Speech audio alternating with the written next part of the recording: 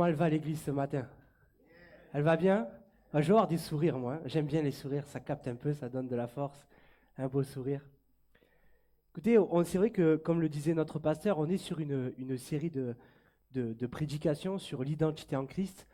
Et la semaine dernière, notre pasteur a abordé le sujet de l'identité en Christ avec les familles, dans les familles et les parents aussi. Donc, on ne va pas revenir dessus ce matin. Le pasteur l'a très bien fait. Et puis, j'ai un timing à respecter, hein.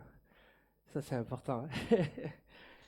Alors, aujourd'hui, on va développer un sujet qui est pour moi super intéressant. Et je me suis dit, je vais essayer de faire un peu court. Et j'y suis pas arrivé. Voilà. Je vous l'annonce d'avance, restez concentrés. C'est l'identité en Christ dans la société. Et c'est un sujet qui est tellement extraordinaire que le réduire, ça a été très difficile. Alors j'aimerais qu'on puisse commencer par prier pour ouvrir nos cœurs à la parole de Dieu, qu'on puisse vraiment recevoir sa parole et que si quelqu'un peut être touché, captivé, appelé, parce que je sais que des fois il suffit d'un mot, d'une phrase pour avoir une transformation dans une vie. Seigneur, je te remercie pour cette assemblée merveilleuse. Merci pour tous mes frères et sœurs rassemblés en ce lieu. Seigneur, je prie que ton Saint-Esprit vienne et remplisse ce lieu de ta gloire. Je prie, Saint-Esprit, que tu prennes toute la place dans ma vie, Seigneur, que ce ne soit pas moi qui parle, mais que ce soit ton esprit, Seigneur, pour que la parole soit annoncée avec vérité et exactitude. Seigneur, je te remercie pour ton assistance, pour le fait que tu fasses les choses, que tu bénisses encore ton Église. J'ai pu découvrir, Seigneur, des œuvres extraordinaires, alors merci, Seigneur. Merci pour tous les cœurs ce matin, et je prie que le nom de Jésus-Christ résonne dans chacun d'entre eux. Amen. Amen. Donc mon premier point, je vais vous exposer que dans notre société, l'évangile a été répandu d'une manière extraordinaire. L'évangile s'est répandu sur toute la terre. L'Église n'a pas chômé depuis 2000 ans. Et c'est vrai que parfois, on peut voir les choses d'une manière différente, mais je veux dire que l'Église a bien travaillé. Ça fait 2000 ans qu'elle a répandu sa parole sur toute la planète. C'est parti d'une toute petite région du monde et ça a pris une proportion extraordinaire. Ça, c'est le miracle de Jésus-Christ. Ça, c'est le miracle. Avec pas grand-chose, il fait de grandes choses. C'est le Dieu de la multiplication. Alors, c'est vrai que les valeurs de l'Église ont vraiment été, et elles sont encore, imprégnées dans notre société. Qu'on le veuille ou non, c'est vrai que des fois, on voit souvent le côté négatif, mais les valeurs quand même de l'Évangile, du christianisme, est encore bien imprégnées dans notre société mondiale. Parce que elle apportait des valeurs missionnaires, avec un cœur de missionnaire. Et ça, c'est cet appel aussi que l'Église a. Alors évidemment que le premier appel de l'Église, c'est d'apporter le salut sur ce monde. C'est son premier appel. C'est apporter le salut. C'est aussi de prier, d'intercéder pour ce monde. Prier pour nos voisins, pour nos familles. Voici le rôle de l'Église. Mais elle a aussi eu un rôle d'une manière, on va dire, plus terrestre, plus terre à terre. L'Église a rempli des fonctions sur la terre d'une manière extraordinaire. Et quand je vais vous annoncer les chiffres, je crois qu'on n'est pas vraiment, on ne se rend pas compte en fin de compte que l'Église est vraiment en marche. Alors, elle œuvre à travers des hôpitaux, des orphelinats, des maisons pour les personnes âgées, des écoles, des missions humanitaires, comme apporter à manger à ceux qui ont faim, donner un vêtement pour celui qui est dans la nécessité, ou aussi construire des puits. Il y a des œuvres missionnaires qui partent dans des endroits où il n'y a pas d'eau potable et ils construisent des puits, ils rendent l'eau potable, ce qui permet aux populations de boire, de se désinfecter. Vous savez, quand il n'y a rien autour de nous, une plaie peut devenir rapidement quelque chose de compliqué. Eh bien, l'Église a ce cœur missionnaire aussi de faire ces choses-là. Il y a aussi d'autres œuvres qui ne seront pas mentionnées aujourd'hui. Et je pense à ma sœur Ghislaine qui fait partie d'Open Joy, qui est un soutien pour les prostituées ici dans le coin, qui vient leur apporter un soutien moral et spirituel. Quelle œuvre extraordinaire. Il y a les Gédéons qui apportent la parole de partout où ils passent. Et il y a tellement encore d'œuvres. Je ne vais pas toutes les citer parce que sinon, on va passer à côté du message. Et pour vous donner quelques chiffres, alors c'est des chiffres qui sont approximatifs parce qu'il y a plein d'endroits où il y a des petites structures qui ne sont pas forcément recensées, mais et des toutes petites œuvres, et les œuvres, des petites œuvres en taille, hein, parce que le cœur, chaque œuvre qu'une personne fait, c'est quelque chose d'extraordinaire. Et je vais encourager l'Église aujourd'hui à se lancer dans quelque chose. Alors pour vous donner quelques chiffres, dans le monde aujourd'hui, il y a environ 170 000 écoles chrétiennes principales et secondaires. 170 000. Aujourd'hui, l'Église arrive à donner à environ 100 millions d'élèves dans le monde l'accès à la lecture, à l'écriture, aux arts, à l'histoire, à toutes ces choses-là. 100 millions d'élèves. Ouais, ça choque personne. 100 millions d'élèves, c'est plus que la France réunit. 100 millions d'enfants qui ont, grâce à l'Église, accès à cela. Je trouve ça extraordinaire parce que la connaissance, que ça soit de la parole de Dieu ou avoir de la connaissance, d'être instruit, c'est important dans la vie. Ne négligeons jamais l'instruction.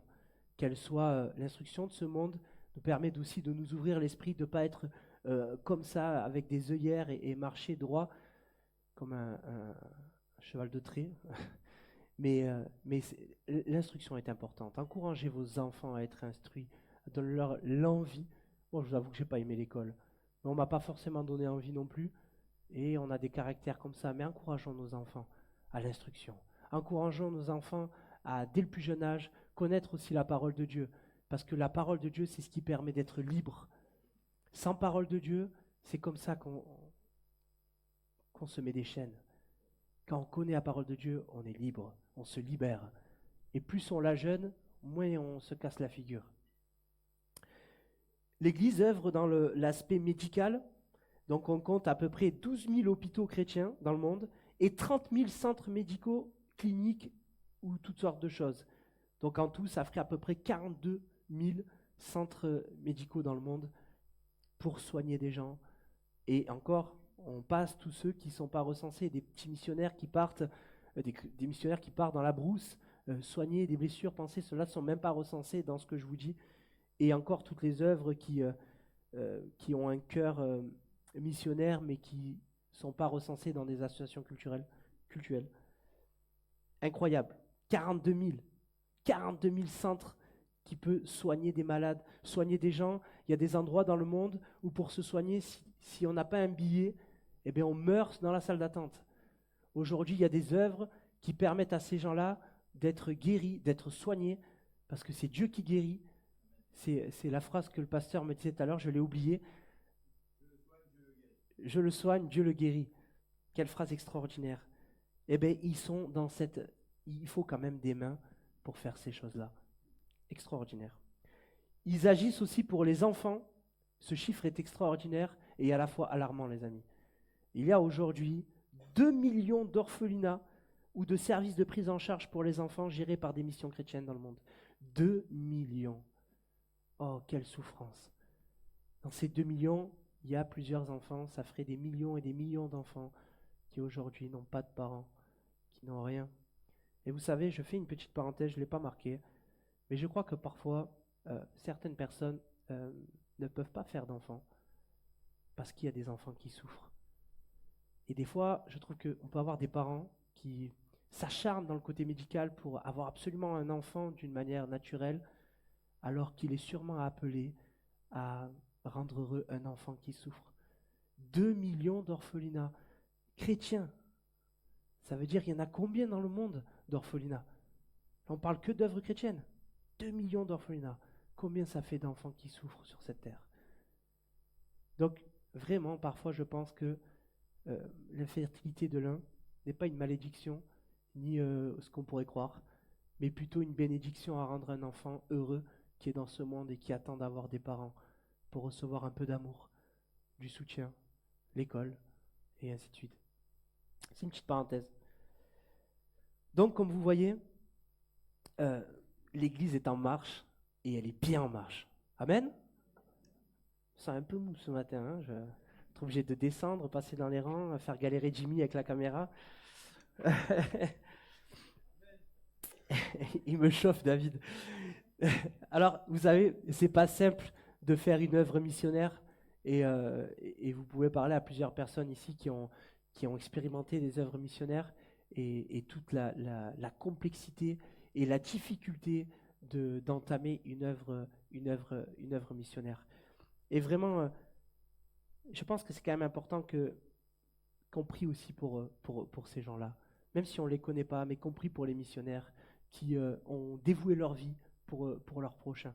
Oh, ils sont à l'exemple de Jésus-Christ, je vous assure.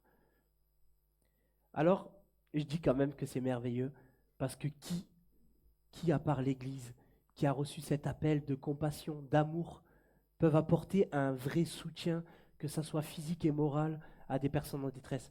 Parce que nous qui avons reçu Jésus-Christ, qui est né de nouveau, et qui a reçu cette compassion pour les autres, l'amour pour son prochain, et il faut le travailler, eh bien, il faut le mettre en action. Alors c'est sûr que ce n'est pas facile tous les jours. Et l'œuvre missionnaire, elle n'est pas toujours loin de chez nous. Elle est aussi au coin de nos rues.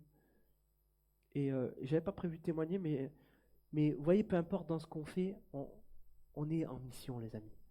On est en mission. Quand tu es au travail, tu es en mission. Je travaille dans des HLM, c'est pas toujours facile. J'ai une population qui est plutôt dure. Mais quelle reconnaissance, je bénis Dieu parce que je vois des choses extraordinaires se passer dans des endroits où c'était tendu, ça allait beaucoup moins. Parce que l'évangile est annoncé, parce que Jésus est Seigneur et Sauveur, parce que Jésus est grand, parce que Dieu est vivant, les amis.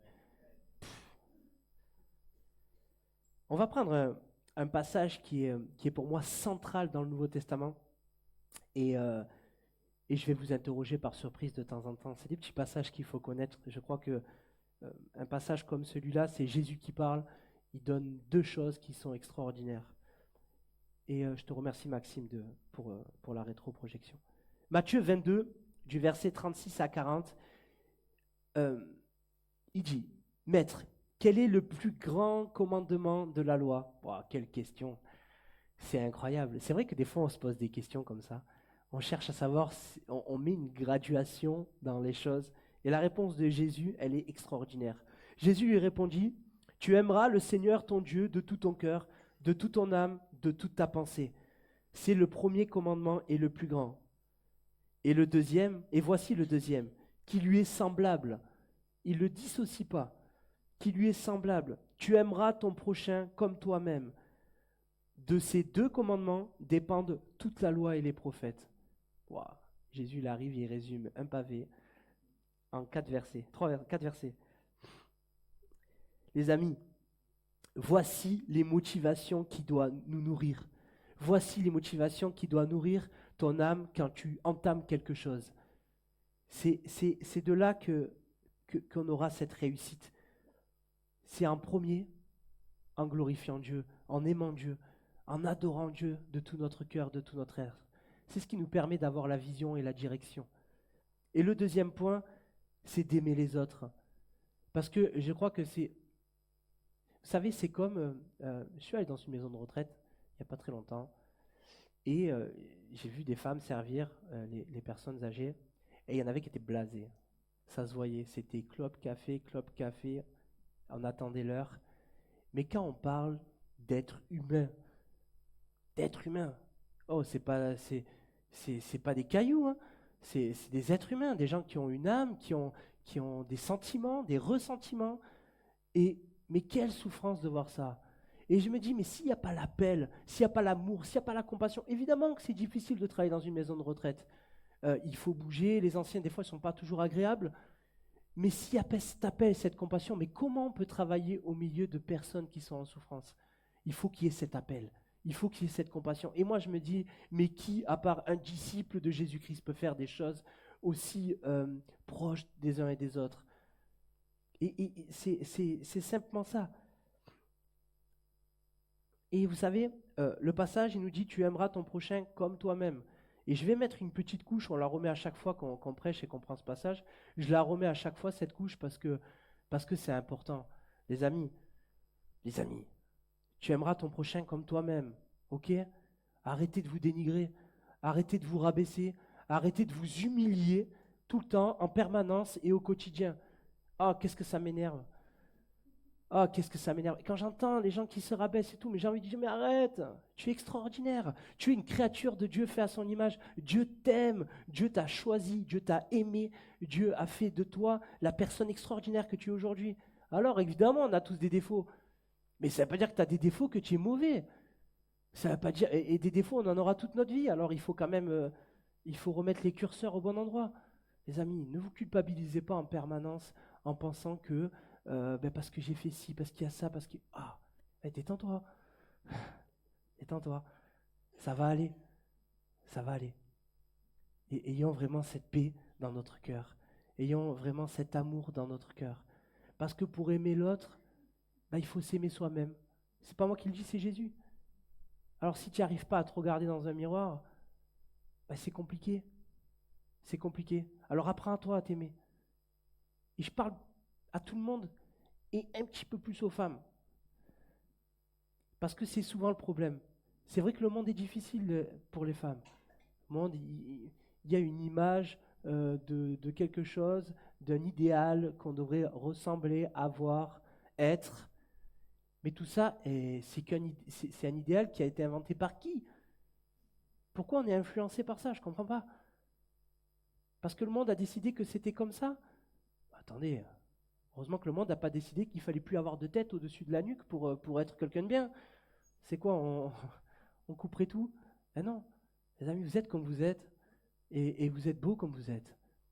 La richesse de l'humanité, c'est sa différence. Alors, heureusement qu'on ne peut pas être les uns et les autres de la même manière.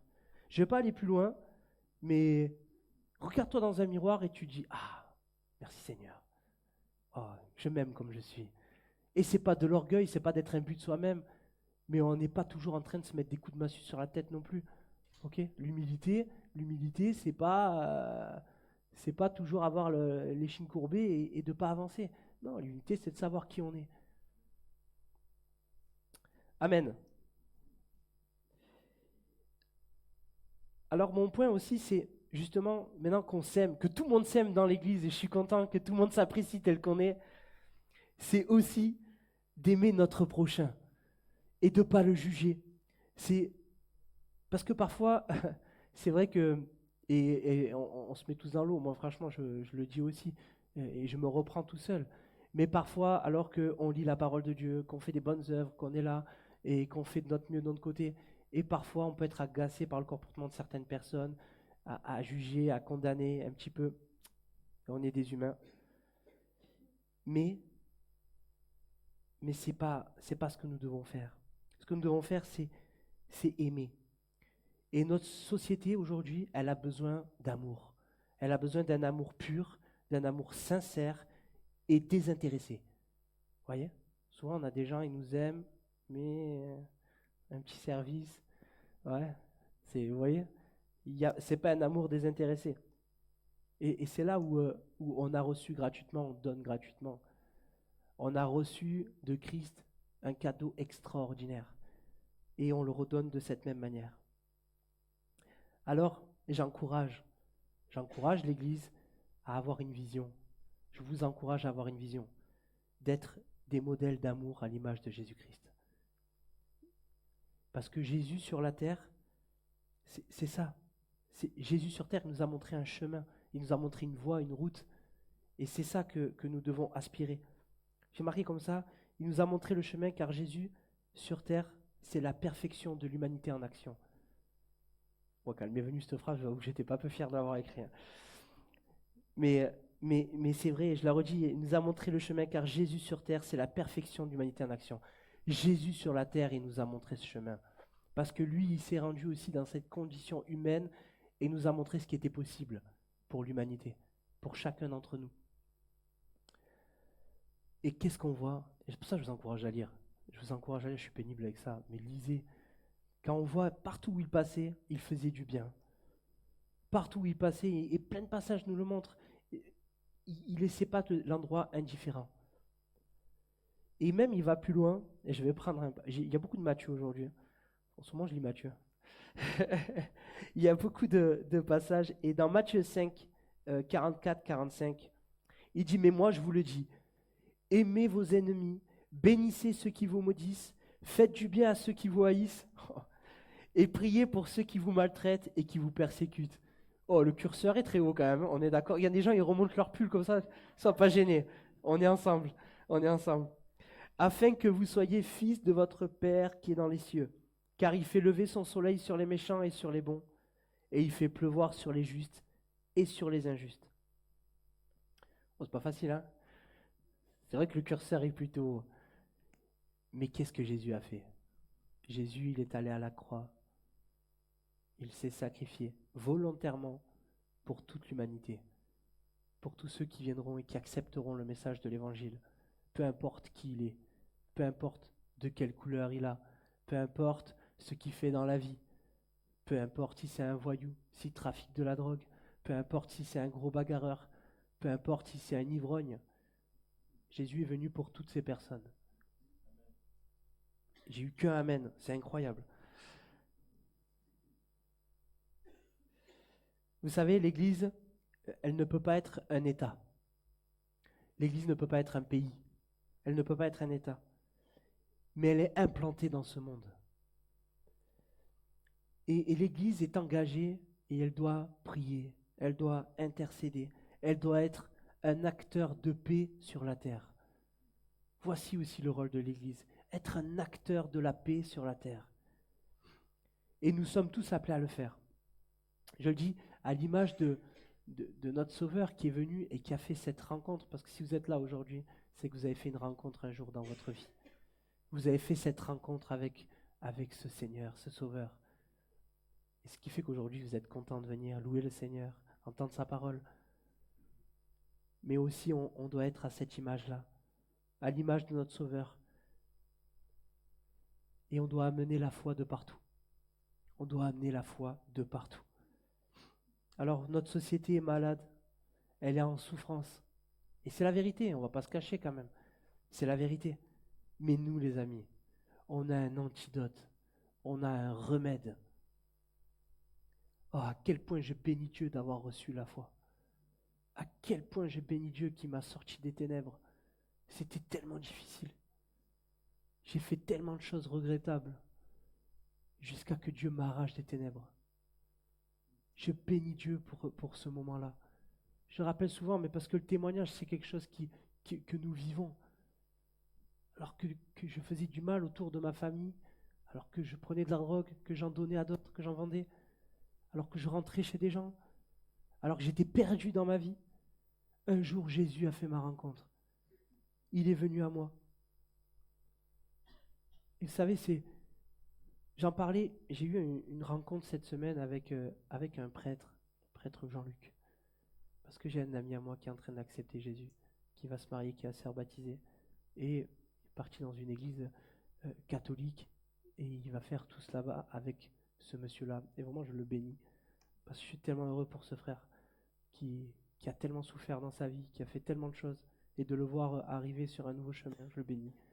Et alors qu'on discutait avec ce prêtre, il me dit, mais comment ça se fait que ces jeunes-là, parce que mon ami a eu une vie aussi très très mouvementée, et il dit, mais comment ça se fait quoi? Il se posait cette question, qu'est-ce qui a attiré toute cette jeunesse à être complètement perdue dans la drogue et tout? Je lui dis, mais la question elle est simple, personne ne m'a annoncé l'évangile. Où vous étiez? En France, on est un peu reculé. Il y a des secteurs où on ne va pas annoncer l'évangile. C'est comme la police, il y a un secteur, ils y vont plus. Ben nous, c'est pareil. Il y a des secteurs où on n'y va plus. Les amis, j'aurais aimé qu'on m'annonce l'évangile.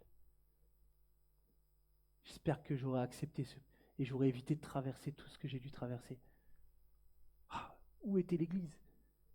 Et je dis, mais évidemment, aujourd'hui, le diable a pris nos enfants, ils ont pris nos jeunes, parce que personne n'est venu annoncer le vrai évangile, celui d'un Jésus Seigneur et Sauveur, celui d'un Dieu qui est Père et qui est proche de nous, et qui ne nous lâche pas, qui nous aime plus que nos parents.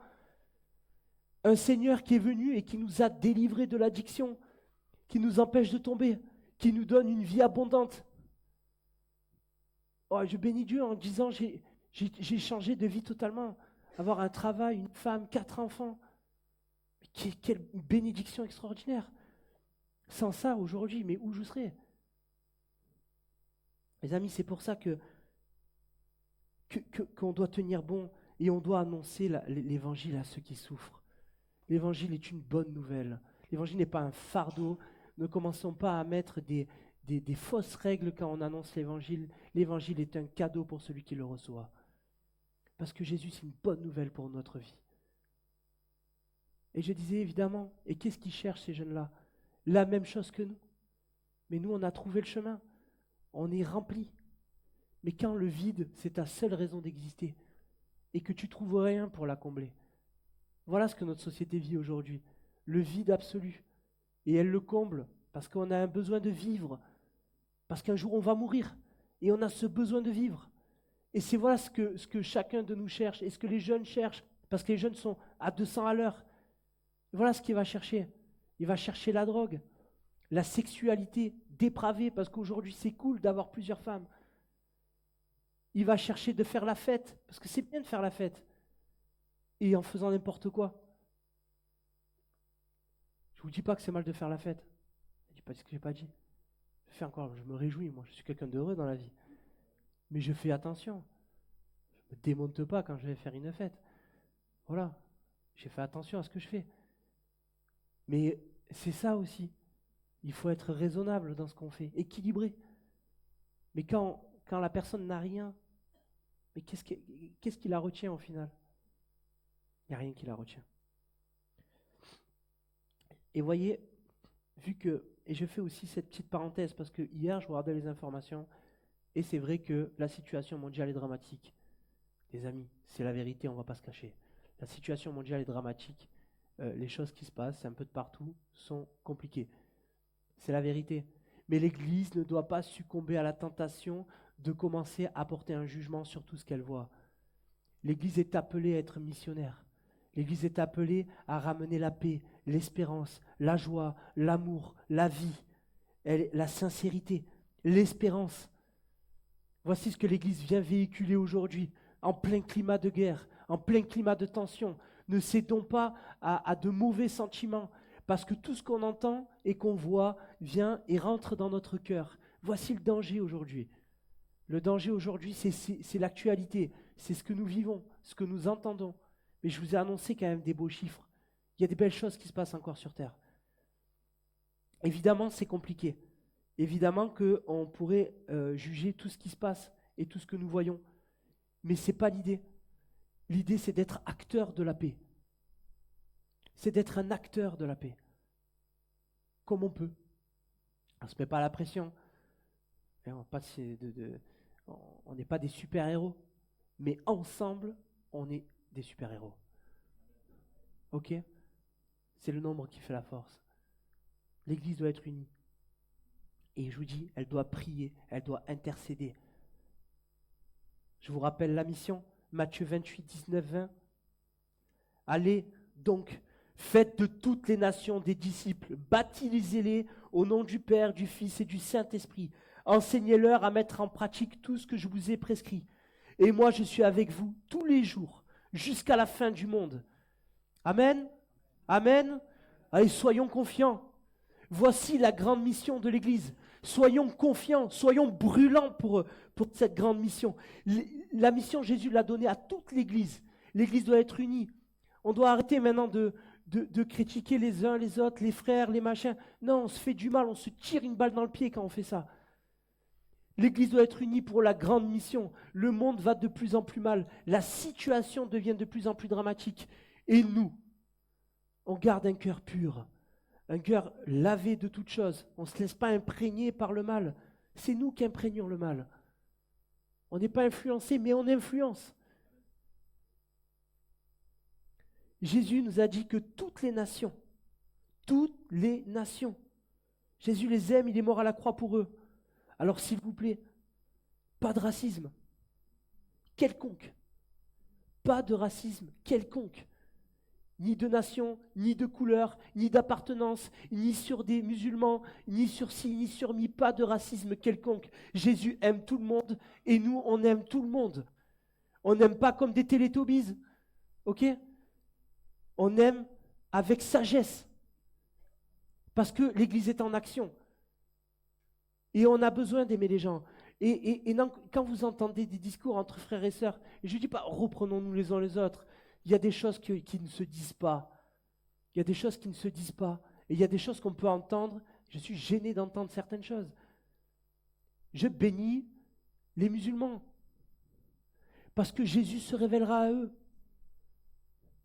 Et s'il choisit de vivre comme un musulman toute sa vie, ben ainsi soit-il. Ce n'est pas mon problème. Mon problème, c'est de l'aimer, de l'accepter tel qu'il est. S'il y a une démarche, s'il fait une rencontre, on le bénit. Et on le baptisera. Et on l'enseignera, et il marchera, et il annoncera comme l'Église avance depuis 2000 ans, les uns après les autres. Pareil pour toutes sortes de personnes.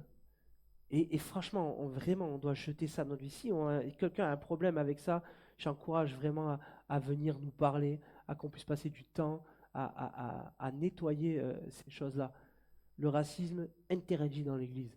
C'est rare que je dise interdit, et je le dis jamais, d'habitude, je n'aime pas dire ce mot, mais là, interdit, niet, pas de racisme. Jésus, le sacrifice de Jésus, c'est trop quelque chose d'exceptionnel pour qu'on puisse le gâcher avec des choses pareilles.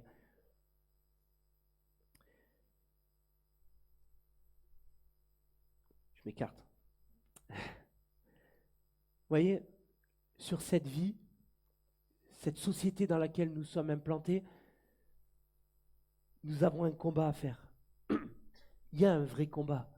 Et il y a dans ce monde l'ennemi de notre âme, le diable, ses acolytes, qui œuvrent dans le secret pour faire chuter l'humanité. Il y a un vrai combat. Et l'Église est garante de ce combat, dans le sens où le Seigneur nous a donné une responsabilité. Et on trouve ça dans Matthieu 16, versets 18 à 19. Et moi je te dis que tu es Pierre, et que sur cette pierre je bâtirai mon Église, et que les portes du séjour des morts ne prévaudront pas point contre elle. À méditer.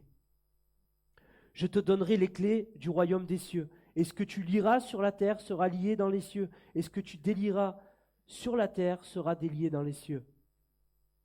Amen. Oh, au travail les amis, au travail, tous les jours de notre vie, nous avons reçu cette autorité de ne pas craindre l'ennemi de notre âme, mais d'avoir autorité sur lui. On ne peut pas laisser prendre de place encore dans nos familles, au travail, dans nos amis, ceux que nous aimons, ceux que nous n'aimons pas peut-être, que nous avons du mal, on va dire plutôt. On doit aussi les bénir, on doit prier pour eux. Et vous savez, on est tous appelés tous les jours de notre vie à faire cela, à témoigner autour de nous, à faire de bonnes œuvres. Mes amis, sur ces millions d'œuvres en place, combien de personnes doivent être actives pour tout cela? Encore plus. Il n'y a pas une personne par œuvre. Imaginez pour un orphelinat, j'ai regardé, pour un orphelinat de 10 personnes, il faut à peu près 10 à 12 personnes pour équiper. Entre les gens, vu qu'il y a une rotation 24 heures sur 24, des gens qui font l'administratif, des directeurs qui gèrent la structure, le côté associatif, pour 10 gamins. Vous voyez, ça demande beaucoup d'énergie, beaucoup de temps, beaucoup de sacrifices. Et nous avons reçu autorité. Je pense à ces orphelinats où les gamins arrivent. Oh, je bénis Dieu qui reçoit Jésus. Et que ce ne soit pas des personnes brisées par la vie, mais des personnes guéries de la vie. Nous devons montrer Christ. Et nous devons faire en sorte que les ténèbres reculent et que le royaume de Dieu avance. Et pour ça, il a élevé une armée. C'est vous. Alors soyez guidés par le Saint-Esprit pour faire des choses guidées par la volonté de Dieu. Soyons toujours dans le plan, parce que Dieu a un plan pour chacun d'entre nous. Si tu es dans le plan, ça va bien se passer, ça va aller, ça va pas être facile, c'est évident, parce que c'est un combat. Un combat, c'est jamais simple. Pour ceux qui ont fait un peu de sport de combat, même dans une victoire, c'est jamais facile. Parce que nous, on parle que de victoire. Je vais vous lire un passage parce que je trouve que la Bible suffit à elle-même. Et je trouve que c'est un passage extraordinaire. On est encore dans Matthieu. Matthieu 5, c'est le début du sermon sur la montagne. Quel passage extraordinaire de la parole de Dieu. Je sais que c'est un passage que notre pasteur affectionne aussi. Et je vais prendre le début du chapitre 5, du verset 1 à 16. Il y a un peu de lecture.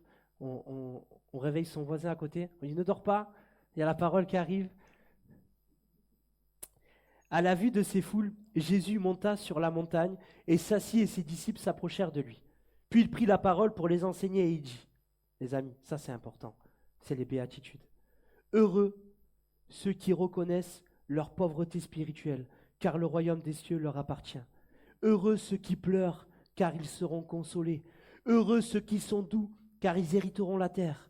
Heureux ceux qui ont faim et soif de la justice, car ils seront rassasiés. Heureux ceux qui font preuve de bonté, car on aura de la bonté pour eux. Heureux ceux qui ont le cœur pur, car ils verront Dieu. Amen. Heureux ceux qui procurent la paix, car ils seront appelés fils de Dieu. Heureux ceux qui sont persécutés pour la justice, car le royaume des cieux leur appartient. Heureux serez-vous lorsqu'on vous insultera, qu'on vous persécutera, ou qu'on dira faussement de vous toutes sortes de mal à cause de moi. Réjouissez-vous et soyez dans l'allégresse, parce que votre récompense sera grande au ciel. En effet, c'est ainsi qu'on a persécuté les prophètes et qui vous ont persécuté, qui vous ont précédé. Amen. Ça, c'est les béatitudes. Et c'est tellement important. Je sais que mon frère Nathan lit souvent les béatitudes et je pense que c'est quelque chose qu'on doit méditer, qu'on doit imprégner dans nos vies. Quelle promesse extraordinaire. Et il continue. Vous êtes le sel de la terre, mais si le sel perd sa saveur, avec quoi la lui rendra-t-on ? Il ne sert plus qu'à être jeté dehors, piétiné par les hommes. Vous êtes la lumière du monde. Vous êtes la lumière du monde. Une ville située sur une montagne ne peut pas être cachée. Et si on n'allume pas non plus une lampe pour la mettre sous un seau, mais on la met sur un support et elle éclaire tous qui sont dans la maison. Que de la même manière, votre lumière brille devant les hommes, afin qu'ils voient votre belle manière d'agir, qu'ainsi ils célèbrent la gloire de votre Père céleste. Amen. Tout est dit. Fini. Non. Il y a tellement à dire. Franchement, je vous encourage. Et là, je lance un petit défi. Maintenant, je fais ça, petite prédication, et je vois qu'il n'y a pas beaucoup de gens qui relèvent le défi. Pas trop de courageux ici. Hein. Je vous encourage à relire Matthieu 5, s'il vous plaît. Méditez Matthieu 5. Lisez-le une première fois, et une deuxième fois, appliquez-le à votre vie. Parlez à vous-même quand vous lisez ce passage.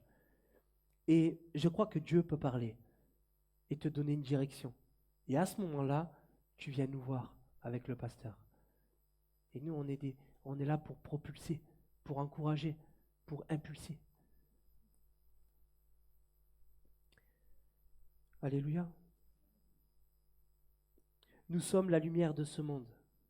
Comme je te disais, ne te cache pas. Tu es beau, tu es belle. Ne te cache pas. Tu es une lumière pour l'humanité. Le monde t'attend. La société t'attend. Parce que tu es une lumière. Alors mets pas un seau sur ta tête. Ok, c'est ce que nous dit la parole. La lumière, elle a besoin d'éclairer la pièce pour que tous ceux qui sont dans cette pièce soient éclairés. On ne met pas un seau sur cette lumière, sinon elle ne sert à rien. Pasteur nous avait fait une prédication sur le sel une fois. Et je vous encourage à la réécouter. J'ai trouvé que c'était très pertinent. Quand on lit les béatitudes, le début du chapitre, on comprend pourquoi on souffre, les amis. Nous qui avons reçu cet héritage en Christ, évidemment, le monde nous fait souffrir. Le voir comme ça nous fait du mal. C'est normal. C'est normal. Ne soyons pas perturbés. C'est normal parce que notre nature à nous, vu qu'on a reçu ce Sauveur, ce Seigneur, notre nature c'est de donner, c'est d'aimer, c'est d'aspirer le mieux pour l'autre. J'aspire que mon voisin soit plus grand que moi. Et pour ça, il faut que j'aille le plus loin possible. Comme ça, il sera très très grand. Notre identité, c'est l'amour, c'est la compassion. Et voir ce monde, bien sûr, ça, comme je dis, ça nous fait du mal. Mais gardons nos cœurs purs. Le verset 8 du chapitre 5 nous dit car nous verrons Dieu. Heureux ceux qui ont le cœur pur, car ils verront Dieu. Amen. Oh, moi, c'est mon désir. Hein. Je ne sais pas vous, mais moi, c'est mon désir. C'est qu'un jour, mes yeux se retrouvent devant Dieu et que j'arrive à la fin de cette course et que je lui dise alors, c'était ça le plan? Et qu'il me dise oui, je suis fier de toi, mon fils. Ah, j'ai gagné ma vie. Vous savez, l'évangile peut transformer. Vous voyez, même dans l'Ancien Testament, et je ne vais pas épiloguer dessus, mais on a des patriarches, des prophètes qui ont renversé des pays par la foi. On a Joseph avec l'Égypte et l'Israël, il a transformé, renversé, il a été un acteur de bénédiction pour ces deux pays. On a Moïse, sortir le peuple d'Israël d'Égypte, donc il a impacté l'Égypte, mais il a aussi impacté Israël par la foi. Il y a Élie qui a ramené la foi en l'Éternel dans tout un pays qui avait abandonné l'Éternel, qui vouait un culte au diable. Ça vous rappelle rien? Aujourd'hui, on n'en est pas un peu là des fois, dans une société un peu occidentale qui a oublié un peu Dieu. Par contre, pour l'accuser de ce qu'il ne fait pas, il est fort. Il n'y croit pas, mais il lui met tous les malheurs du monde sur le dos. Nous devons ramener justement en étant des témoignages vivants de la grâce de Dieu dans nos vies. Alors reste confiant, Dieu est bon. Amen. Il faut résister, les amis. Romains 12, 1 à 2. Je vous encourage donc, frères, par les compassions de Dieu, à offrir votre corps comme un sacrifice vivant, saint, agréable à Dieu. Ça sera de votre part un culte raisonnable. Ne vous conformez pas au monde actuel, mais soyez transformés par le renouvellement de l'intelligence afin de discerner quelle est la volonté de Dieu, ce qui est bon, agréable et parfait. Alors n'ayons pas peur, soyons forts, discernons la volonté de Dieu dans notre vie. Vous savez, j'aime bien ce passage parce que je le prends en second 21, j'aime bien parce que dans d'autres versions, il nous dit de ne pas nous conformer au siècle présent. Je préfère cette version-là, car il dit ne vous conformez pas au monde actuel. Parce que les amis, la réalité, c'est que c'était pas mieux hier. Le monde, depuis que le péché est rentré dans le monde est en souffrance. Depuis le péché. Je ne vais pas refaire le plan du salut. Mais le péché, quand il est rentré, c'est lui qui a été la cause de la souffrance de l'humanité. Mais Jésus à la croix est venu renverser la malédiction en bénédiction. Il est venu transformer les ténèbres en lumière. Voici la bonne nouvelle. Voici la bonne nouvelle. Alors, n'ayons pas peur d'être à contre-courant. Je ne dis pas d'être excentrique. Mais il y a des choses, n'ayons pas peur d'être à contre-courant. La dernière fois, je prenais cette phrase d'un pasteur qui disait les seuls poissons qui descendent le courant, c'est les poissons qui sont morts. Ça nous parle, hein? Bien sûr que ça nous parle. C'est sûr que ça demande un peu d'effort de remonter le courant. Mais notre essence, c'est le Saint-Esprit. Et j'ai une bonne nouvelle, c'est infini. Il envoie d'une manière infinie. Ses bénédictions ne s'épuisent pas. C'est une bonne nouvelle. Faites-moi un petit sourire là. C'est une bonne nouvelle. Je vais conclure par reprendre ce verset extraordinaire dans Matthieu 28. Allez donc, faites de toutes les nations des disciples, baptisez-les au nom du Père, du Fils et du Saint-Esprit, et enseignez-leur à mettre en pratique tout ce que je vous ai prescrit. Et moi, je suis avec vous tous les jours jusqu'à la fin du monde. Quelle bonne nouvelle! Quelle bonne nouvelle! Et vous savez, vous le savez peut-être, mais on fait partie d'une union d'église qui s'appelle UAPM, et ils ont un slogan, c'est que la mission, c'est du coin de la rue jusqu'aux extrémités de la terre. C'est une belle vision. C'est une belle vision. Et je vous encourage à être acteurs de la grâce de Dieu, que ensemble nous faisons reculer les ténèbres dans nos familles, dans nos amis, nos collègues de travail, dans la ville que Dieu nous a donnée, Marguerite, la région, Nîmes et toute sa métropole. Dieu nous a donné d'être des acteurs de paix, des acteurs de grâce, des acteurs de puissance, des acteurs. Les amis, on a vu des malades guérir. On a vu, les amis, des gens qui sont passés des ténèbres à la lumière, parce que tout ça est vrai, tout ça est oui et amen. Je viens un peu réanimer votre foi ce matin. Les amis, on l'a vu plusieurs fois, même ici dans ce lieu ou à l'extérieur. On a vu des gens guérir d'une manière extraordinaire. On a vu ces choses-là. On a vu des gens qui étaient prisonniers du diable, être délivrés parce que le nom de Jésus-Christ est au-dessus de tout nom. On a vu des gens où ça a pris plus de temps aussi, parce que la guérison, elle n'est pas la même pour tous. Et nous devons marcher ensemble. Nous devons être acteurs. Nous ne devons plus être spectateurs. Et c'est souvent là le problème. C'est qu'on est spectateur, alors qu'on est appelé à être acteur. On est appelé à avoir une direction, un chemin. Et c'est ça la mission un peu que nous devons porter. L'Église avec un grand E. L'Église avec un grand E, ensemble, comme une armée, avec nos frères de l'extérieur. L'Église avec un grand E. Les amis, s'il vous plaît, est-ce qu'on peut se lever? Est-ce que Fabrice peut venir? Je l'ai perdu. Vraiment, j'aimerais prier pour vous. J'aimerais prier pour ce moment. Et j'aimerais que votre cœur soit galvanisé. J'aimerais que vous repartez de ce lieu ce matin en vous disant, il a raison. Il a raison. Qu'est-ce que je peux faire, Seigneur? En quoi tu m'appelles? Ne passe pas à côté de ta destinée. Ne passe pas à côté de ta destinée. S'il te plaît, Dieu t'appelle à faire quelque chose. C'est à toi de découvrir en quoi Dieu t'appelle. Alors, réponds à cet appel. Réponds à cet appel. C'est OK? Oh Jésus. J'aimerais aussi qu'on puisse porter une prière pour tous les missionnaires qui sont en action, qui vouent leur vie à ce moment-là, pour les autres, pour ceux qui souffrent.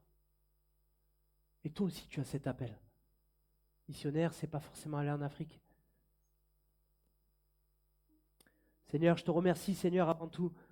Nous voulons avec l'Église porter cette prière pour tous ceux qui sont en marche, pour tous ceux qui sont dans la mission, pour tous ceux qui souffrent, qui manquent de telle ou telle chose. Je te prie, Seigneur, pour l'abondance dans les vies de chacun, qu'ils aient des ministères remplis. Seigneur, je te prie maintenant aussi pour l'Église. J'aimerais ce matin lancer un appel et dire que si tu as faim et soif de Dieu, si tu as le cœur de vouloir marcher dans une mission, est-ce que tu peux lever la main? Amen, amen, amen, amen. N'aie pas honte, lève la main. Parce que si tu as honte de lever la main, la mission c'est compliqué. Il va falloir marcher avec courage. Alors lève la main. C'est un acte de foi, c'est pas grand-chose, mais c'est un acte de foi. Alléluia. Seigneur, je te prie, Seigneur, pour tous ceux qui ont faim et soif de justice, pour tous ceux qui ont faim et soif d'être un soutien pour ceux qui leur ressemblent, pour leurs semblables, pour cette société, Seigneur, qui est en manque de repères, qui souffre. Seigneur, tu mets, Seigneur, une direction dans chaque cœur. Je proclame, Seigneur, une onction prophétique. Je prie qu'une vision descende sur chacun d'entre eux qui lève la main, qui reçoit une vision d'une direction claire, qu'il ne marche pas ni à droite ni à gauche, mais qu'il marche tout droit dans une direction. Je prie que tu les accompagnes, Seigneur, de ton esprit, que tu leur donnes force et puissance, tu leur donnes les talents et les dons nécessaires pour marcher selon la vision que tu leur as donnée. Seigneur, je prie au nom puissant de Jésus-Christ. Je prie par ton Saint-Esprit que tu viennes maintenant descendre, Seigneur, sur leur tête et viens leur donner une vision. Saint-Esprit, répands ton esprit. J'ai confiance en toi, Seigneur. Je sais que quand nous prions, tu agis. Alors dès maintenant, je prie que ton esprit passe entre les rangs. Donne, Seigneur, à l'un ou à l'autre. Crée cette parole Réma dans leur cœur. Quelque chose qui va les pousser à aller de l'avant. Je te prie, Seigneur, pour ceux qui sont déjà en marche, Que le découragement ne frappe jamais à leur porte. Je prie pour ceux qui sont en marche, Seigneur. Donne-leur, Seigneur, du fruit en abondance. Je prie, Seigneur, voici les temps qui sont devant nous. Et Seigneur, avec l'Église, nous voulons prier pour ce monde, pour les institutions, pour notre pays, pour cette ville, cette région. Nous voulons prier, Seigneur, que ta grâce se répand, que les ténèbres reculent maintenant au nom de Jésus-Christ. Nous prenons autorité avec l'Église, dans l'Église de Marguerite, et nous proclamons que le feu de l'Esprit se répand sur notre pays, sur ce monde. Nous refusons, Seigneur, d'accepter de voir la souffrance continuer. Nous voulons être des acteurs. Nous ne comptons pas, Seigneur, que sur la prière, mais nous comptons aussi sur les actes que tu vas nous demander de faire. Seigneur, celui qui souhaite le réveil, qui se lève et qui se réveille. Ceux qui souhaitent pour les malades, qui se lèvent et qui se mettent en action. Oui, Seigneur, bénis ton peuple. Bénis ton peuple. Répands ton esprit en ce lieu. Oh Seigneur, nous attendons de toi. Nous avons faim et soif de toi, Seigneur. Oh, je te prie, Seigneur. Seigneur, je refuse que personne passe à côté de sa destinée. Je proclame la rétribution de ce qui a été volé par le passé. Seigneur, nous savons que le diable est un voleur. Nous savons qu'il est un menteur. Et je proclame que ton Saint-Esprit vienne et rétablisse la vérité dans les cœurs. Je proclame que ton Saint-Esprit vienne guérir ceux qui ont le cœur souffrant. Que ceux qui souffrent de quelconque mot, tu viens les rétablir, tu viens les guérir, les transformer. Tu viens fortifier leurs jambes pour qu'ils puissent marcher dans ta volonté. Seigneur, je vois ton esprit passer entre les rangs. Seigneur, tu parles à quelques personnes ce matin. Je prie que le fruit soit éternel. Je prie, Seigneur, que le fruit soit éternel. Que rien ne soit volé. Tu as dit que le séjour des morts ne prévaudront point contre ton Église, contre les ministères qui se lèveront. Alors, Seigneur, nous scellons l'ennemi de notre âme en ce lieu. Et Seigneur, nous délions les bénédictions qui doivent être répandues sur les familles, sur cette société. Oh Jésus, sois élevé, sois glorifié. Alléluia.